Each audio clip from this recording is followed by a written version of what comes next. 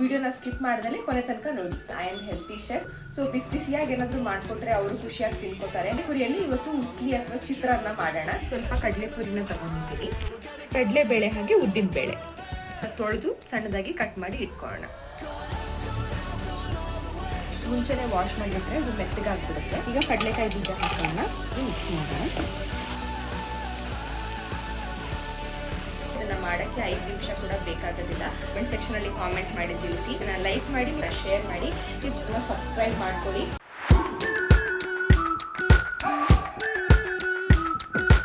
Hi guys, welcome back to my YouTube channel. I am healthy chef. ನಾನು ಗಗನ. ಇವತ್ತು ನಾನು ಮತ್ತೊಂದು ಸ್ನ್ಯಾಕ್ಸ್ ರೆಸಿಪಿನ ತಗೊಂಡು ಬಂದಿದ್ದೀನಿ. ಸ್ನ್ಯಾಕ್ಸ್ ಅಂತ ಹೇಳಿದ್ರೆ ನಿಮಗೆಲ್ಲ ಗೊತ್ತೇ ಇರಬಹುದು, ಪುರಿಯಿಂದ ಹುಸ್ಲಿ ಮಾಡ್ತಾರೆ. ಪುರಿ ಹುಸ್ಲಿ ಅಂತ ಏನು ಕರೀತಾರೆ, ಅಥವಾ ಪುರಿ ಚಿತ್ರಾನ್ನ ಅಂತ ಏನು ಕರೀತಾರೆ, ಅದನ್ನು ಮಾಡೋಣ ಇವತ್ತು. ಸೊ ಈವ್ನಿಂಗು ಮಕ್ಕಳು ಸ್ಕೂಲಿಂದ ಬಂದಮೇಲೆ, ಈಗ ಮಳೆಗಾಲ ಬೇರೆ, ಚಳಿಯಾಗಿರುತ್ತೆ ವೆದರು. ಸೊ ಬಿಸಿಯಾಗಿ ಏನಾದರೂ ಮಾಡಿಕೊಟ್ರೆ ಅವರು ಖುಷಿಯಾಗಿ ತಿನ್ಕೋತಾರೆ. ನಮಗೂ ಅವ್ರು ಊಟ ಮಾಡ್ಕೊಂಬಿಟ್ರೆ ಅಥವಾ ತಿನ್ಕೊಬಿಟ್ರೆ ನಮಗೂ ಸಮಾಧಾನ. ನಾರ್ಮಲ್ ಆಗಿರೋ ಅನ್ನ ಸಾಂಬಾರು ಕೊಟ್ಟರೆ ಮಕ್ಕಳು ತಿನ್ನೋಕೆ ಇಷ್ಟಪಡೋದಿಲ್ಲ. ಸೊ ಅದಕ್ಕೋಸ್ಕರ ಇವತ್ತು ಪುರಿಯಲ್ಲಿ ಎಲ್ಲರೂ ಚುರುಮುರಿ ಮಾಡ್ತೀರಾ, ಕಡಲೆ ಪುರಿಯಲ್ಲಿ ಇವತ್ತು ಉಸ್ಲಿ ಅಥವಾ ಚಿತ್ರಾನ್ನ ಮಾಡೋಣ. ಹೇಗೆ ಮಾಡೋದು, ಏನೇನು ಇಂಗ್ರೀಡಿಯೆಂಟ್ಸ್ ಬೇಕು ಎಲ್ಲ ತೋರಿಸ್ಕೊಡ್ತೀನಿ. ಇದು ಕೂಡ ಒಂದು ಕ್ವಿಕ್ ರೆಸಿಪಿನೇ, ಇದಕ್ಕೆ ಹೆಚ್ಚಿಗೆ ಟೈಮ್ ಎಲ್ಲ ಏನೂ ಬೇಕಾಗೋದಿಲ್ಲ. ಈ ರೆಸಿಪಿನ ಮಾಡೋಣ ಬನ್ನಿ. ಈ ವಿಡಿಯೋನ ಸ್ಕಿಪ್ ಮಾಡ್ದಲ್ಲಿ ಕೊನೆ ತನಕ ನೋಡಿ. ಕಡಲೆಪುರಿ ಚಿತ್ರಾನ್ನ ಮಾಡೋಕ್ಕೆ ಬೇಕಾಗಿರುವಂಥ ಸಿಂಪಲ್ ಇಂಗ್ರೀಡಿಯೆಂಟ್ಸು. ನಾನು ಇಲ್ಲಿ ಸ್ವಲ್ಪ ಕಡಲೆಪುರಿನ ತಗೊಂಡಿದ್ದೀನಿ. ಇಂಗು, 1 ಈರುಳ್ಳಿ, ಹಸಿರು ಮೆಣಸಿನಕಾಯಿ, ಲಿಂಬೆಹಣ್ಣು, ತೆಂಗಿನಕಾಯಿ, ಕರಿಬೇವಿನ ಸೊಪ್ಪು, ಕೊತ್ತಂಬರಿ ಸೊಪ್ಪು, ಸ್ವಲ್ಪ ಕಡಲೆ ಬೀಜ, ಹಾಗೆ ಇದು ಒಗ್ಗರಣೆಗೆ ಬೇಕಾದ ಕಡಲೆಬೇಳೆ ಹಾಗೆ ಉದ್ದಿನ ಬೇಳೆ. ಮೊದಲು ಈರುಳ್ಳಿನ ಸಣ್ಣದಾಗಿ ಕಟ್ ಮಾಡ್ಕೊಳ್ಳೋಣ, ತೆಂಗಿನಕಾಯಿನ ತುರಿದು ಇಟ್ಕೊಳ್ಳೋಣ, ಹಸಿ ಮೆಣಸಿನಕಾಯಿನ ಕೂಡ ಉದ್ದುದ್ದವಾಗಿ ಕಟ್ ಮಾಡ್ಕೊಳ್ಳೋಣ, ಕೊತ್ತಂಬರಿ ಸೊಪ್ಪು ಮತ್ತೆ ಕರಿಬೇವಿನ ಸೊಪ್ಪು ಏನಿದೆ ಅದನ್ನ ತೊಳೆದು ಸಣ್ಣದಾಗಿ ಕಟ್ ಮಾಡಿ ಇಟ್ಕೊಳ್ಳೋಣ.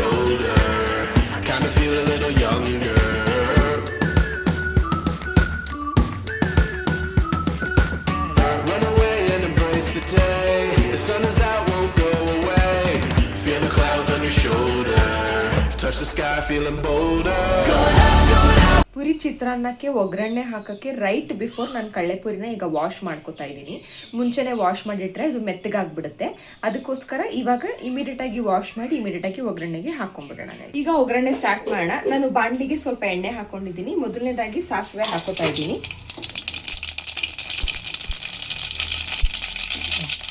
ಈಗ ಕಡಲೆಕಾಯಿ ಬೀಜ ಹಾಕೋಣ. ಈಗ ಕಡಲೆಬೇಳೆ ಉದ್ದಿನ ಬೇಳೆನ ಹಾಕೋಣ. ಇದನ್ನ ಸ್ವಲ್ಪ ಕೆಂಪಗಾಗೋ ತನಕ ರೋಸ್ಟ್ ಮಾಡ್ಕೊಳ್ಳೋಣ. ಈಗ ಸ್ವಲ್ಪ ಇಂಗು ಹಾಕೊಳ್ಳೋಣ, ಹಾಗೆ ಕರಿಬೇವಿನ ಸೊಪ್ಪನ್ನು ಹಾಕೋಣ. ಕಟ್ ಮಾಡಿ ಇಟ್ಕೊಂಡಿರುವಂಥ ಹಸಿರು ಮೆಣಸಿನಕಾಯಿ ಹಾಗೆ ಈರುಳ್ಳಿ ಹಾಕೋಣ.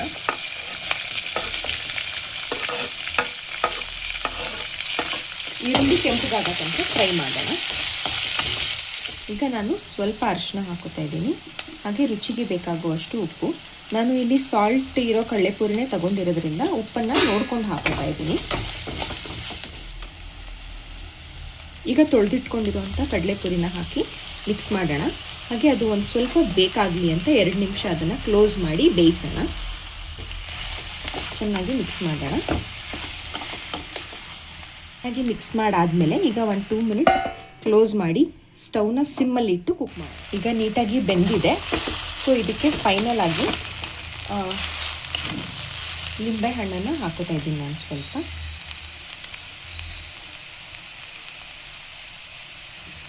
ಲಿಂಬೆ ರಸ ಹಾಕಿ ಚೆನ್ನಾಗಿ ಮಿಕ್ಸ್ ಮಾಡೋಣ.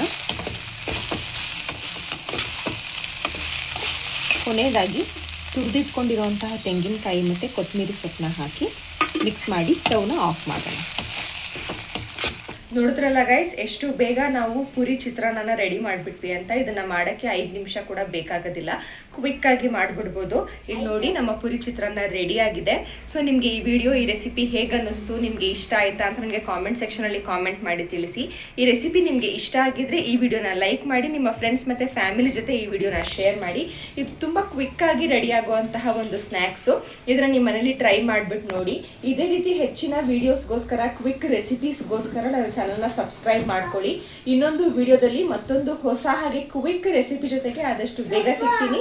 ಅಲ್ಲಿ ತನಕ ಟೇಕ್ ಕೇರ್.